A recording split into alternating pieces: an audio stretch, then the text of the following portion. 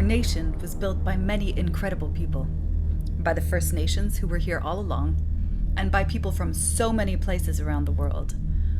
But it also came at the cost of the blood of so many Indigenous people around the country, slain by disease and by violence.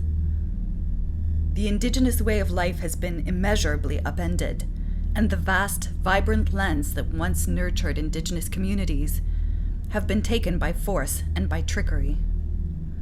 Once nomadic Indigenous peoples have been immobilized and confined to tiny slivers of land. In this scientifically prodigious age, some Indigenous people are still living as second-class citizens, lacking drinking water and electricity while living right beside huge hydroelectric dams. Canadian police forces continue to disregard the value of Indigenous lives, and Canadian institutions perpetuate the legacy of assimilation.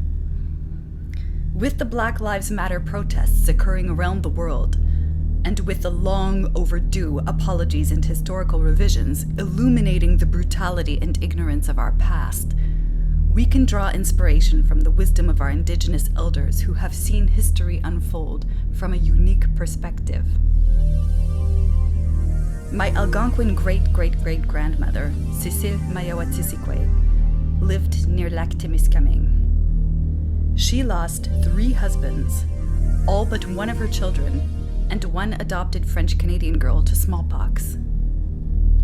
Cécile's surviving daughter, Elisabeth, met her future husband, Joseph Morin, as they both paddled canoes on the Témiscamingue River. My grandfather, Paul Pellerin, grew up picking berries and ice fishing with Elisabeth, his grandmother. On this Canada Day, I'd like to share with you the wisdom of another grandfather, William Commanda, Algonquin Elder, former chief of the Kitigàn Zibi First Nation, and wampum belt keeper. Commanda said, "We can all see the huge deficit and spiritually bankrupt legacy looming in the global landscape. Many, Indigenous and non-Indigenous, have been awakened to our history, wisdom, and relevance in these times of unprecedented global uncertainty and chaos. It's all spirit, and it's all connected. Our choice is to live out of harmony with spiritual ways, or in harmony with spiritual ways.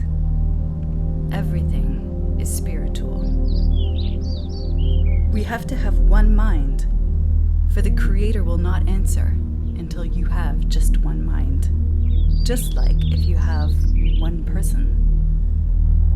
In Commanda's 7 Fires prophecy, he writes, "In the time of the 7th fire, new people will emerge. They will retrace their steps to find what was left by the side of the trail long ago. Their steps will take them to the elders, who they will ask to guide them on their journey. We members of the Grenadier String Quartet, of many ancestries, Iranian, Japanese, English, Irish, French-Canadian, and Algonquin, invite you to join us in being this new people. We reject the belligerent and outdated words of our national anthem, car ton bras sait porter l'épée, il sait porter la croix. But we are all proud Canadians, and we believe that by redressing the past, by listening to and collaborating with our Indigenous peoples, this nation will achieve great things."